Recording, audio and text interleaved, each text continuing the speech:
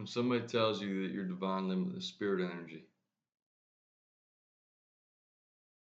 it's easy to take that, say that's a graceful thing to say, or accept it, or say, no, like, yes, I've heard that before in my church, my synagogue.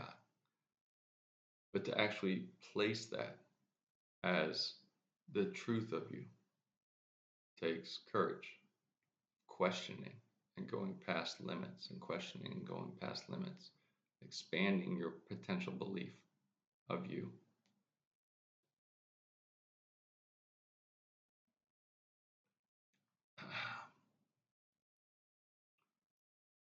And when that occurs for anybody, always, even if it feels true and resonates as if it's coming from inside you, in the beginning, as that occurs, that remembrance occurs, there's fear, because it's almost like alluding to a possible psychosis of, if I lean into this, am I going crazy? If I lean into this, am I one of those people? Am I a religious or a spiritual nut? I want the truth of me. I want to live as the absolute truth of me, but I also don't want to lose life. I don't want to lose all my friends. I want to lose everything. There's this thread of fear. So you are divine limitless spirit energy. No matter what you think or feel about it, you are. And you either have remembered that, or you forgot it and haven't remembered it yet.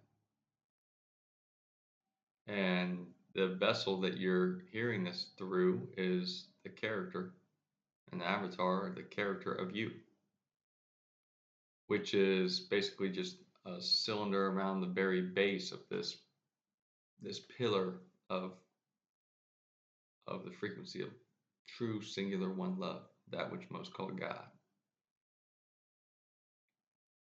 And that little cylinder around the base is representing your character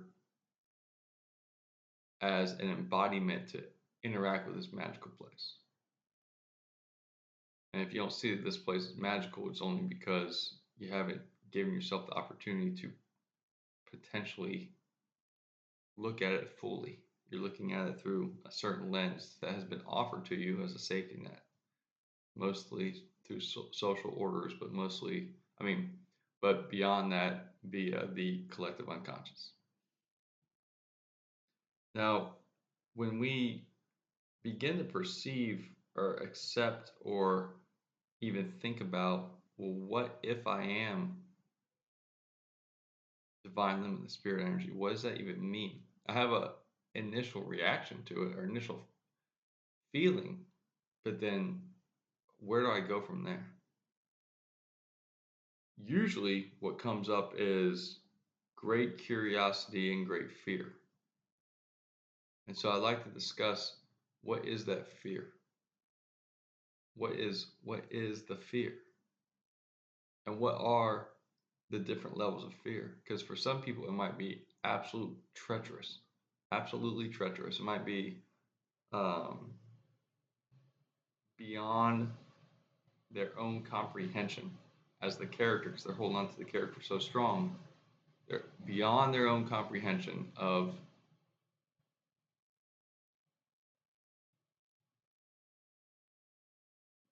their ability to hold that perception placement, that mind directive, that storyline, while holding on to all the other storylines that they've already unknowingly allowed into their belief structure. So now their belief structure, the barrier of it and what they're allowing into their life is not fixed anymore. And so their actual existence is confusing. And that confusing, crazy is confusion that just hasn't been let go of. So they feel like they're potentially slipping into crazy, and that makes them even more scared.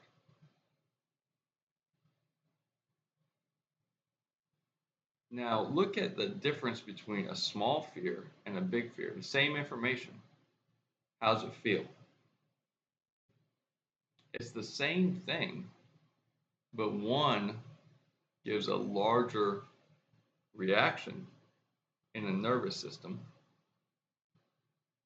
which heightens the discrepancies in our chemical analysis of ourselves and heightens the discrepancies in the storylines that we're telling ourselves. Consciousness relates to itself via story. So when there's a great dichotomy in fear, in the internal unconscious dialogue, not the conscious having conversations running your head, but the unconscious.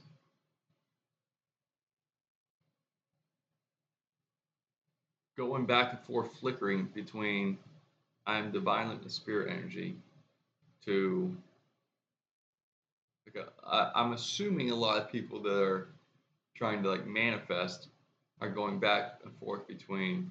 That's not why I brought this topic up. It just popped in right now. Between this realization, I am God, or I am. It's non-duality. I am all one. Nothing matters, and then trying to force this one specific focal point of creation, generation, manifestation. But I want this house, and I am God. I want this house, and I am God, or this relationship, or money, or whatever. And those things create. Uh, there's a gap between those things in the storyline. And so the internal dialogue, and if you look at the collective unconscious and the social orders, yes, it's all programming. Yes, it can be perceived as not cool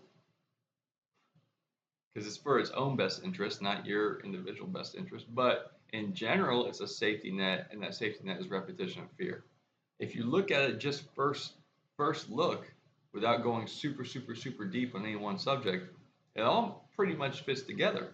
The storyline kind of flows together. It's when you start looking deep at things that it falls apart. And it's kind of supposed to fall apart because you're kind of supposed to grow past it in a rites of passage. But that doesn't occur as often as it should. And so when we tell ourselves this internal story of I am this pillar of apps, like what am I really? I get back to I am beyond the all. I am the singular one love. I am the pillar of that which light derives from. I am the frequency of the creation of love. The frequency of creation, that which is singular one love. What most call God. That's what I am. And then we try to manifest a fucking Corvette and a bracelet. The discrepancy between that storyline and our belief structure is like it doesn't fit at all. At all. One's a bucket of marbles and one's a cloud. It's like how are these? What's the story in which these are going to communicate internally in you? You're either focused on the cloud or you're focused on the marbles. What the fuck is going on there? And that creates an unconscious state of confusion. And in that unconscious state of confusion, it's impossible to create what you want because you don't even know what you want because you're confused.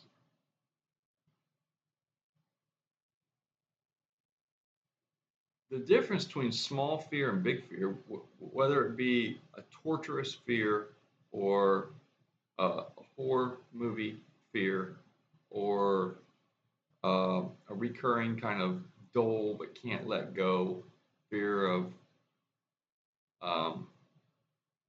somebody cheating on you or something, then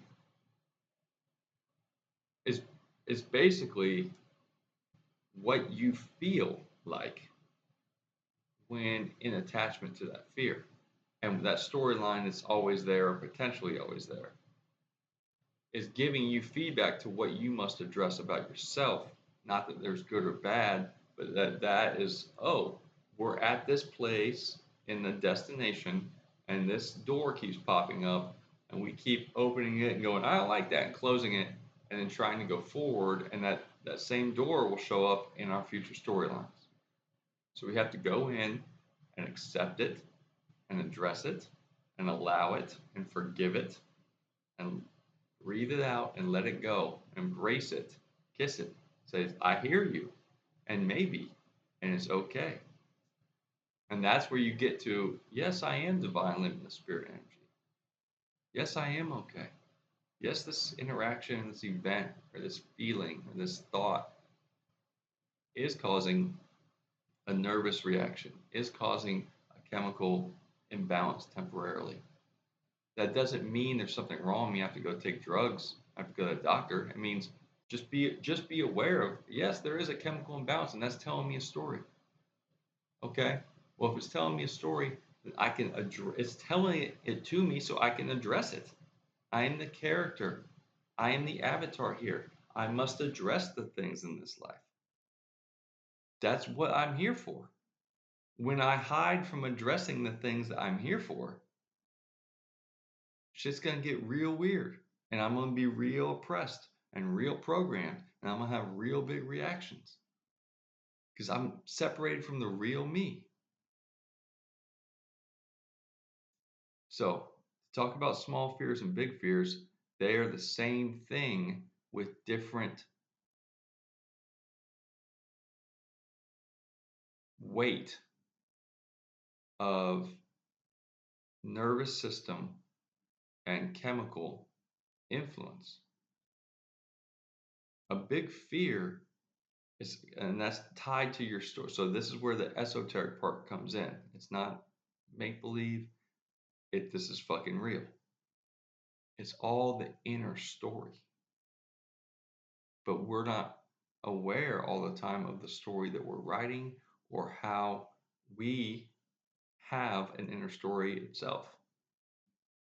And so that story that's in us, in our belief structure, and then in our unconscious, is also being seeped down and put into like little boxes in our subconscious. And our subconscious just once a day or once a week or every single second forever is shooting out this frequency information.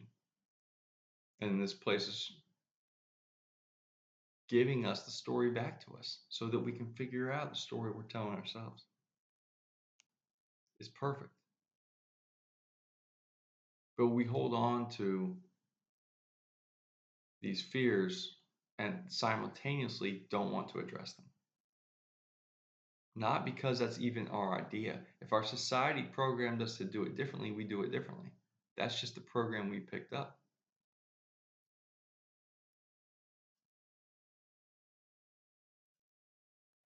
So small fears and big fears are the same thing.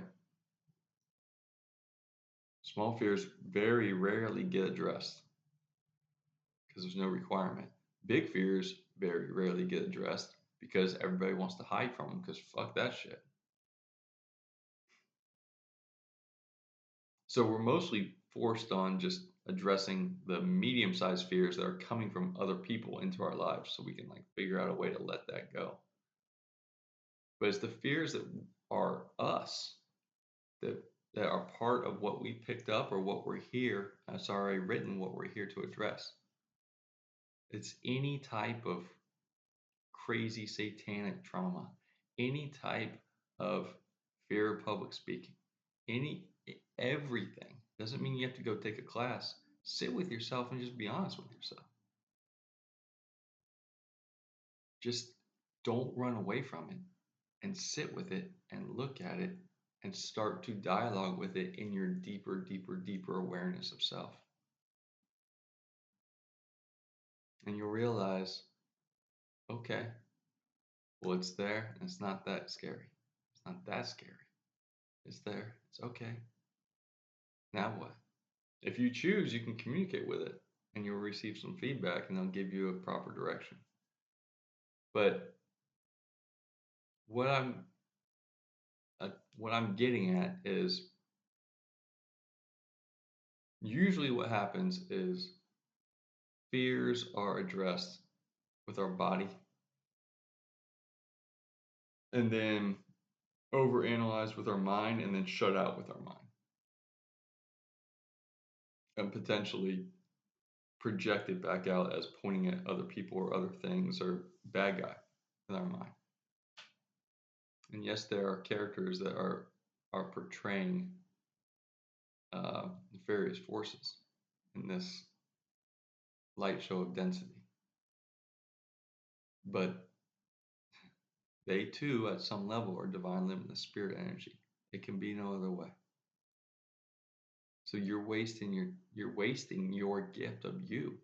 You're wasting you fighting that because that anything you fight is something you are tethering yourself to, and you are divine limitless spirit energy. So what you give your divine attention to grows.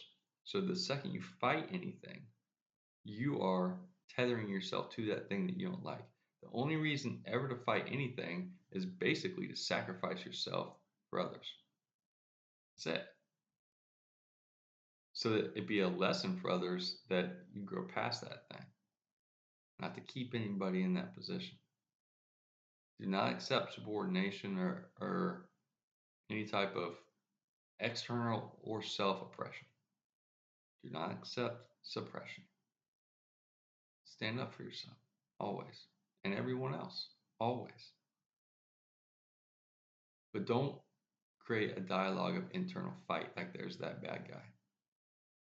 Because you're you're not realizing you're feeding a story in your belief structure that will continue to proliferate that because that's you are this incredibly amazing, phenomenal, perfect love frequency of one love.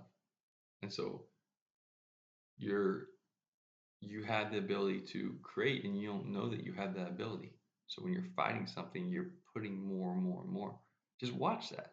Watch like people who are super Republican and super Democrat. It, they will never stop not seeing. They will never stop seeing very, very, very good reasons, which are always newly occurring for them to hold the position that they do and see that the other one is a bad guy. Because they're playing for things and not the theme.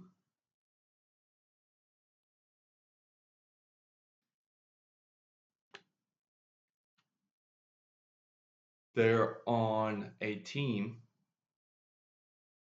which, in their belief structure, not consciously, in their belief structure, their team is superior to the truth. The team is their daddy. And they don't even know what that team serves, to be honest. But what happens when we're on a team in that manner? I'm very much for protecting community and having many work together. But that team mentality creates an easily programmed fear. And it doesn't necessarily mean it's okay to be ignorant, because ignorant is ignoring. Don't ignore that there's potential strife or whatever. Um, but there, if you really, really look at it, there is actually no enemy. It's a setup. It's an allegory. It's a performance. And the only true competition is within you. There is no comparison. Love and loyalty is all that matters. Everything is situational and everything's always changing. Just realize I talk with my hands a lot. And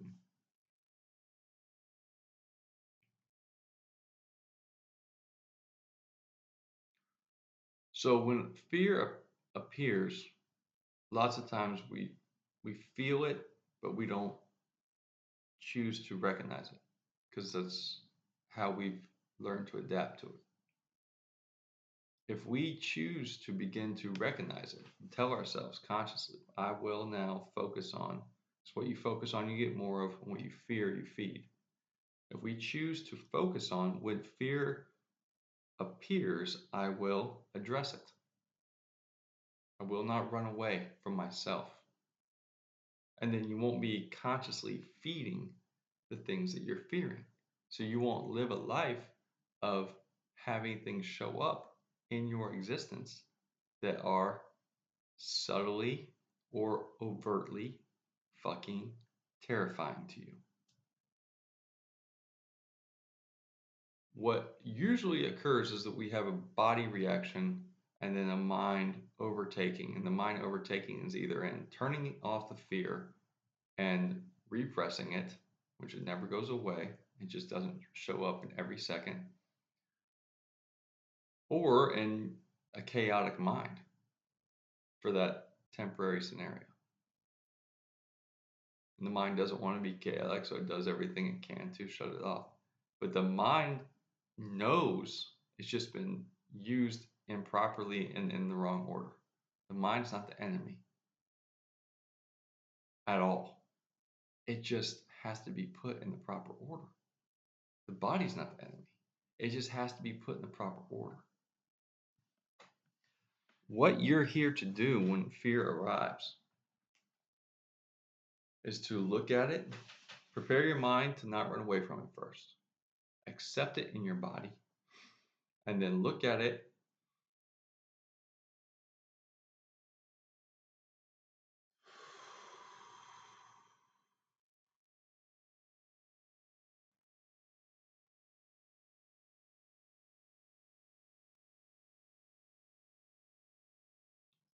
Force yourself to breathe deeply, all the way into and past your belly, and all the way out. And I guarantee you, just in one breath, if you can do the biggest possible breath,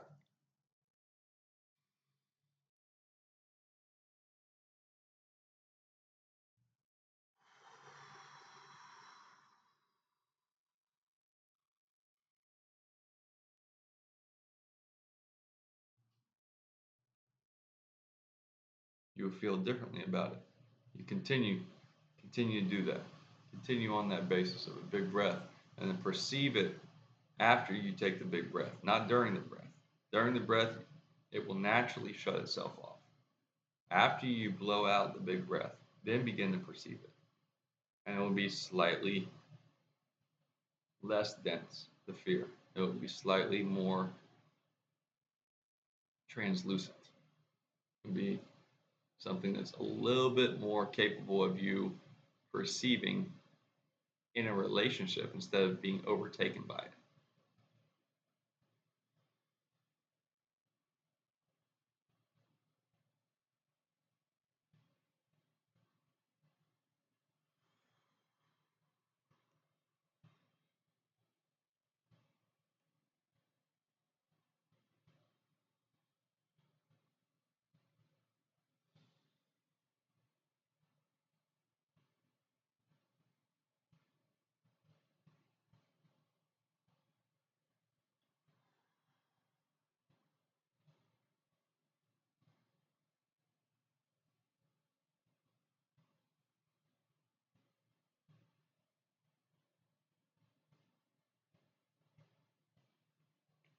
From there, you can slow down.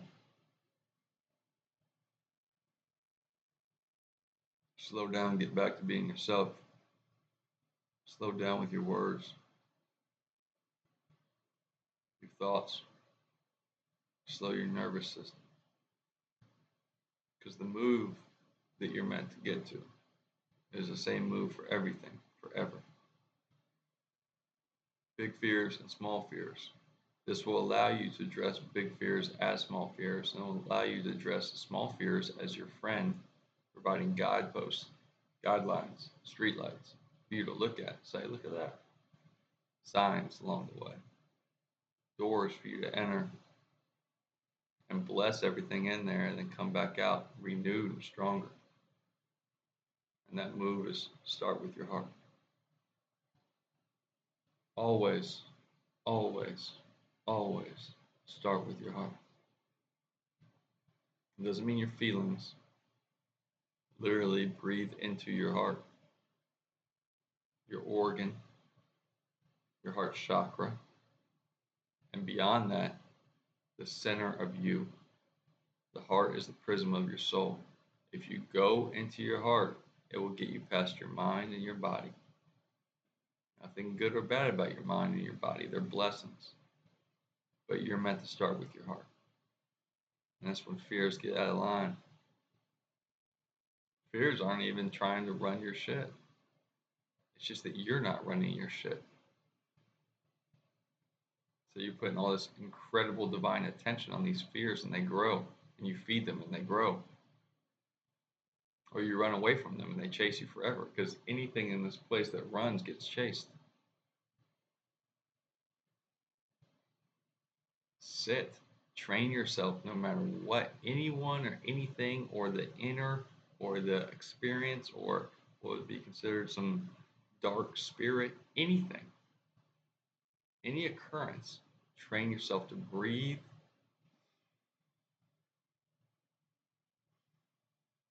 and start with your heart.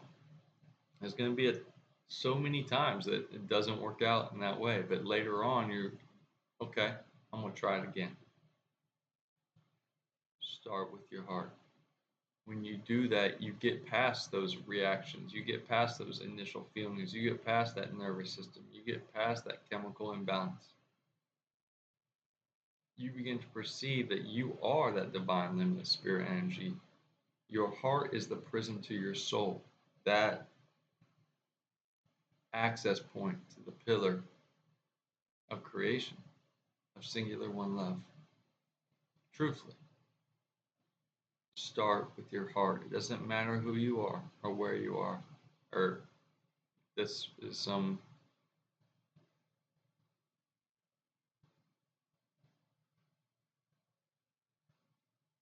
other entity, other spiritual entity. It doesn't matter. Start with your heart. If if you go through that manner and you breathe and you go into your heart and you perceive from your heart, then your mind is calm and your mind can put things in the proper order.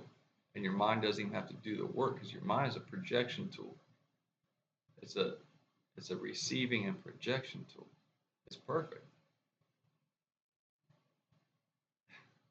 So your body is the last stage of the creation principle here. Your mind's your attention.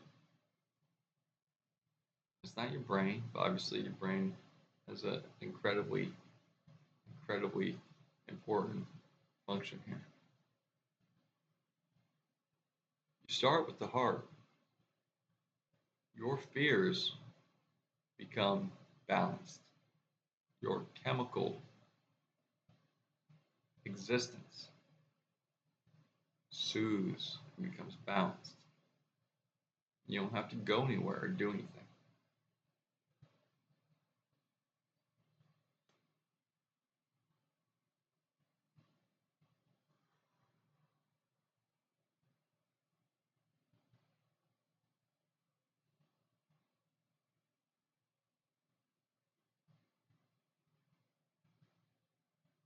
You are divine, limitless, spirit, energy, tinier than anything that could ever exist in this place, as a fractal of the dust of creation, and simultaneously bigger than anything that this place could ever comprehend. This place is a mind. You have allowed a small funnel of flow of your true divine limitless spirit energy to enter and interact with this place via this character of you which is embodied. You are avataring this magical experience. Sometimes you forget. If you'd like to remember, start with your heart. Heart's intention, mind's attention, body's courageous friction, following the mind's attention, which is placed only upon the heart's intention. Always. Start with your heart, mind spotlight on your heart's intention. Follow that, which is focus, intention, attention, focus. Follow that with the friction of the body, action. When fear arises, you thank it. Small fears and big fears are the same thing. Most people are living their life not knowing that they're hiding or running or fighting from fears, which turns their ego state of protection and guidance into their alter ego. And the alter ego is what most call the devil. The devil is the court jester in your own mind, dancing for your own divine attention, providing you with distraction and resistance because that's what you feed. There's nothing that you feed and stare at more than fear. And it can show any form. What does everybody else think? Where's this world going? Who are those that control all the banks and control all the pharmaceutical companies? What about the aliens? The food is poison. I hate my parents. I hate my kids. Whatever. I disagree with my friend's political standpoint. This person just irks me. No, they're reflecting a piece of you to you. And if you're real honest with yourself in all those scenarios, never are you starting from the heart. The second you start from the heart, you breathe into and start from the heart. All of those scenarios will. Oh, fear is guiding me. It's telling a story to me. I'm extremely blessed to be in this place and to receive this guidance from fear. Sometimes I can forget that because I'm an avatar. I'm a character playing the audience and the actor and the author. And it's a stage of my own growth, my own development, of mastering myself.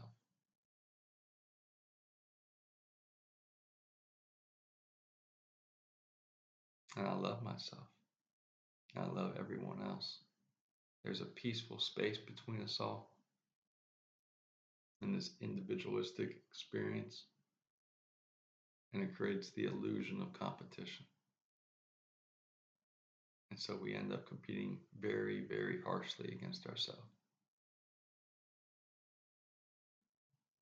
And some of us end up hurting ourselves. And we don't know why we're doing it. Through self talk or overindulgence or addiction or how we treat others or how we allow others to treat us or our overaction or our lack of action. But everybody individually knows what it is. But we don't sit and address it because there's something inside us that says, not that door, not right now. It's not time to address the fears. Because we think that the addressing fears process will be different than what it actually is. And we think that because that's been pressed into us from the collective unconscious programming. Not the collective unconscious, but the program that is proliferated from programming orders into the collective unconscious. And that feeds the distraction and resistance. You start looking at society through how much of it is distraction and resistance. It's okay for you to be the way you are, or anybody to be the way they are, because they are literally replicating what's been told to to them to do.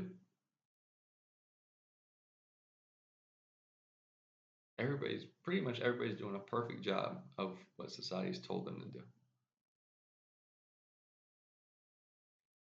But if you'd like to conquer those little tiny things that are controlling you, what they are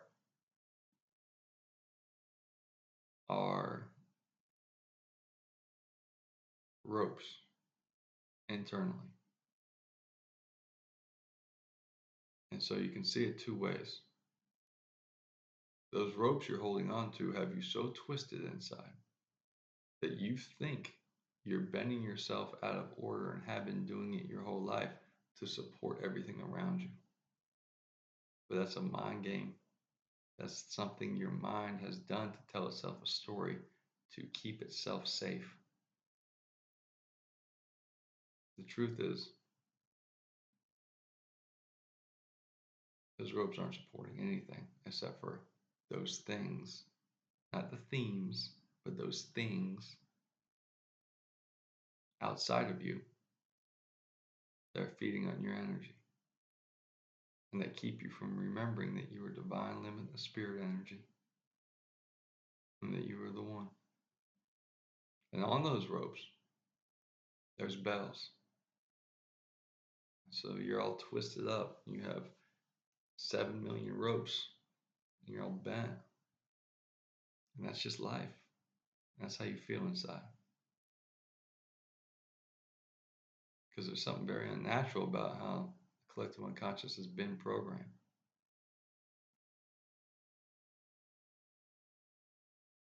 It's funny how we hurt ourselves and we can't figure out why or how we're doing it. That's the character feeling this gap in its internal storyline. So it's trying to make up the difference in the gap between what it does and sees and what it feels like it's written that it's supposed to do. And it doesn't have the full connection. Social order has a full connection and a presentation of story, but it doesn't actually give you everything you need to be you that's found here. And so those ropes that have you all bent, it's just stuff you picked up along the way because you're trying to be good. You're trying to do the right thing. Whether you grow up in the hood and you're part of a gang and it's all this weird stuff, at some point you were a little kid and you're trying to do a good thing. You're adapting to your environment. Or you're part of an aristocratic social order that you went to Oxford or Cambridge and you're part of a banking cabal and you literally are reacting to your own environment and you're doing your best to fit in and this is just natural for you. Or you're live in Wisconsin and you're a hardworking man or woman and you love your beer. All of that is basically the environment you're surrounded by, and you're doing your best to be good and fit in and support those who are middling themselves to make everyone else comfortable, who's middling themselves to make everyone else comfortable unknowingly. It's all unconscious.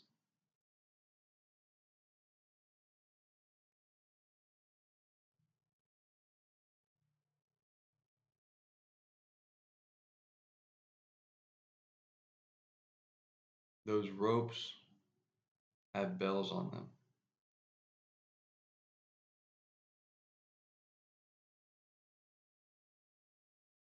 And those bells will ring periodically.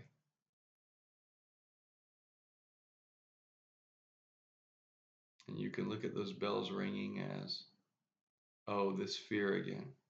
Oh gosh, I want to put my head back under the water, stick my head in the sand. I want to hide from it. Or you can look at it as, ah, finally the bell has rung. And that's telling me I can fully let go of this rope now. You see, that bell can be time for torture or time to let go and be the real you.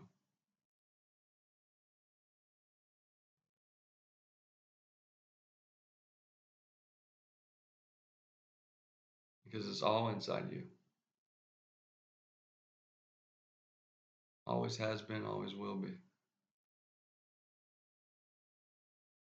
You are the one. You are divine, limitless spirit energy. You are safe and you are loved.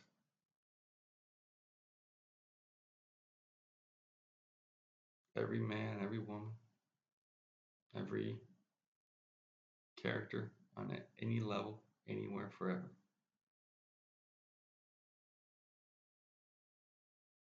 Yes, on a certain level, yeah, we are one singular, one love, one creation, and the beyond. And this is not all there is. But this is here now. So live it and be you. Shine your light. Thou must. Or those little bells will turn into big bells. And those big bells will become something that you fear inside your own mind. And one day in this life cycle, or the next, or beyond this disembodiment, you will realize it was just you running from yourself the whole time for no reason. Because the social order or the collective unconscious didn't give you everything you needed to comprehend what you are and what's going on here.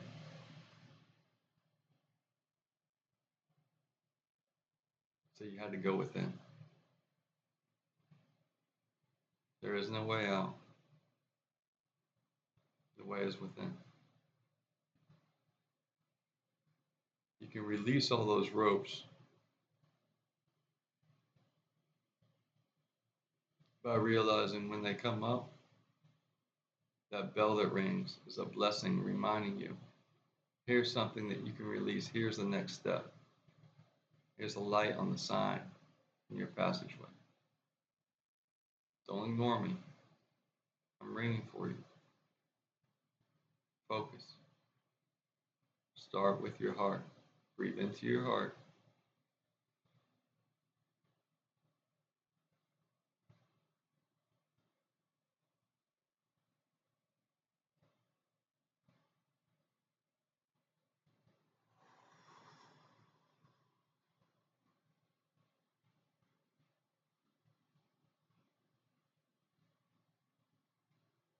The more you do that, the more everyone around you starts slowly and just one toe at a time reflect that to you.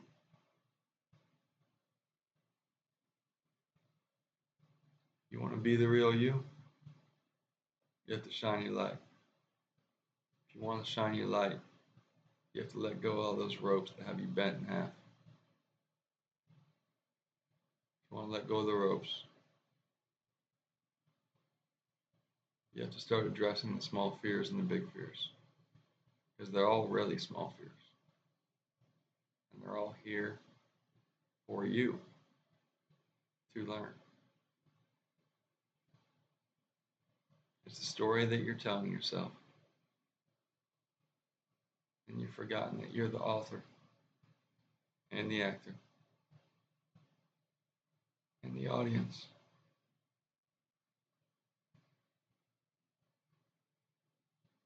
Step into the state of the aware. It's easy to see.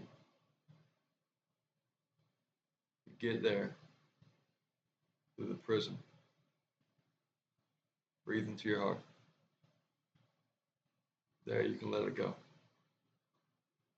You have to actually try it though. And then you have to tell your mind to remember it.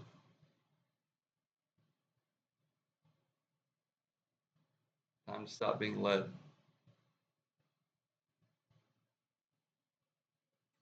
Lead yourself. You're more than enough. You're everything there's ever been. I love you. Primo Voltus Interior.